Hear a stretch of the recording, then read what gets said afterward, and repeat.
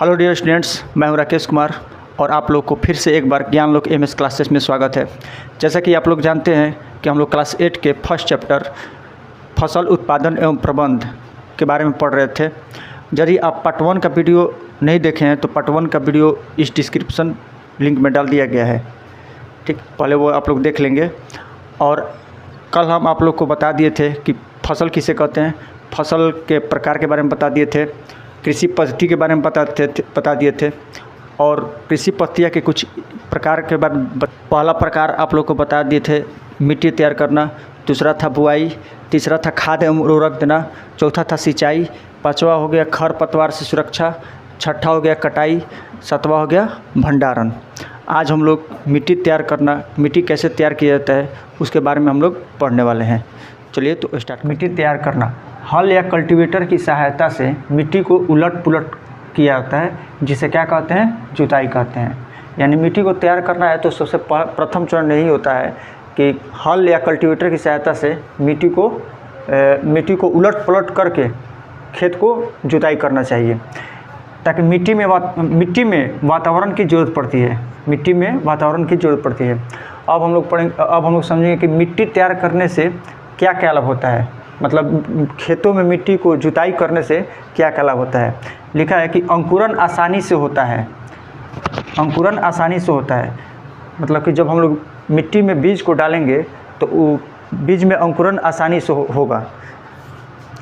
यहाँ लिखा है कि सूक्ष्मजीव आसानी से विचरण करते हैं, जिससे खाद एवं उर्वरक में आसानी से मिल जाते हैं। सूक्ष्मजीव क्या करते हैं कि मिट्टी में विचरण करते रहते हैं ताकि उसमें खाद एवं उर्वरक उसमें आसानी से मिल जाए, मिट्टी में मिल जाए।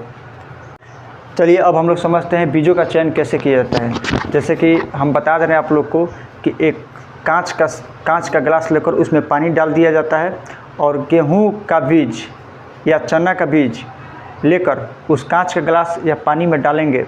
अगर बीज पानी के सतह पर तैरने लग रहा है तो समझिए कि वो बीज क्षतिग्रस्त है या वो अंदर से खोखला है, वो खेत में बीज डालने लायक नहीं है। अगर बीज पानी के सतह के नीचे बैठ जा रहा है तो समझिए कि वो बीज खेत में डालने लायक है और वो बीज शुद्ध और स्वस्थ बीज है। शुद्ध और स्वस्थ बीज को ही हम लोग खेत में समझते हैं। कृषि पद्धति के दूसरा प्रकार बुआई के बारे में। मिट्टी में बीजों को डालना बुआई कहलाता है। बुआई के लिए दो विधि प्रचलित है।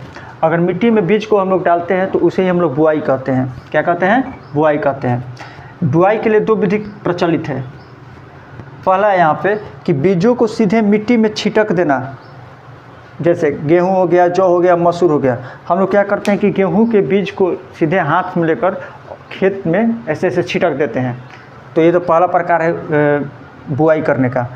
दूसरा यहाँ है कि कुछ बीजों को नर्सरी में बोने के बाद बड़े हो जाते हैं तो वहाँ से उखाड़ कर दूसरे खेतों में मिट्टी तैयार कर रोपण किया जाता है, जैसे धान, गेहूं, आम, तंबाकू। कभी कभी क्या होता है कि हम लोग देखते हैं कि धान के जो बीज होता है खेतों में डाल देते हैं तो कुछ दिनों बाद वो बड़े हो जाते हैं और बड़े हो जाने के बाद उसे उखाड़ कर दूसरे खेतों में रोपण कर दिया जाता है, रोप देते हैं। और धान के जो छोटे छोटे खेतों में पौधे होते हैं जब उस समय, तो वो उसे हम लोग मोरी बोलते हैं। आइए उसके कुछ नोट के बारे में हम बता दे रहे हैं, आप लोग उसको समझते हैं। नोट के बारे में कि धान के बीज को बोने के बाद छोटे छोटे निकले पौधों को मोरी कहते हैं, जिसे उखाड़ कर दूसरे खेत में बोते हैं। अगर हम लोग धान के बीज को बोने के बाद कुछ दिन के बाद छोटे छोटे जो पौधे निकले होते हैं उसे हम लोग मोरी कहते हैं, जैसे कि हम लोग आपको बता चुके हैं, ठीक। जिसे उखाड़ कर दूसरे खेत में बो दिया जाता है।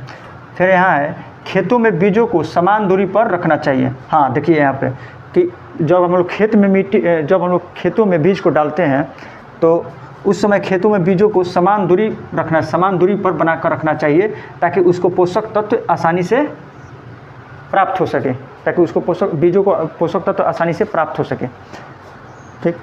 अगला है यहाँ पे कि बीजों को गहराई में बोना चाहिए।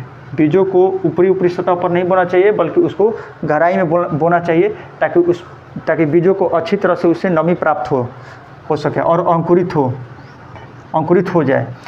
अगला है बीजों को बुआई पक्षियों से सुरक्षा के लिए मिट्टी से ढक देना चाहिए। जब हम बीजों को बुआई करते हैं तो बीज डालने के बाद पक्षियों से सुरक्षा के लिए मिट्टी से ऊपर ढक देना चाहिए, ताकि पक्षी जो है उस बीज को फिर उखाड़ ना सके। ठीक, ऐसे तो मुख्य रूप से बीजों को डालना तीन प्रकार से खेत में डाला जाता है। एक है छरहट्टा विधि। छरहट्टा विधि से क्या होता है कि हाथ से बीज को इसी से फेंका जाता है छरहट्टा विधि में। दूसरा है हल विधि। हल विधि में क्या होता है कि बैल के पीछे पीछे बीज को डाला जाता है। तीसरा हो गया सीड्रिल विधि और कल्टी विधि। देखिए, ये सीड्रिल विधि हो गया और ये कल्टी विधि हो गया। ये दोनों आधुनिक मशीन के सहायता से इसको बीजों को डाला जा रहा है, जो वर्तमान में उपस्थित है, प्रचलित है। आजकल हम लोग यही सीड्रिल और कल्टी विधि की सहायता से बीजों को खेत में डाल। अब हम लोग नेक्स्ट वीडियो में पढ़ेंगे कृषि पद्धति के तीसरा प्रकार खाद एवं उर्वरक देना। तब तक आप लोग इसको अच्छे से अपने कॉपी पे नोट्स बनाइए। अगर आप लोग को वीडियो अच्छा लगा होगा तो चैनल को सब्सक्राइब कर लीजिए। अगले वीडियो में मिलते हैं। Thank you.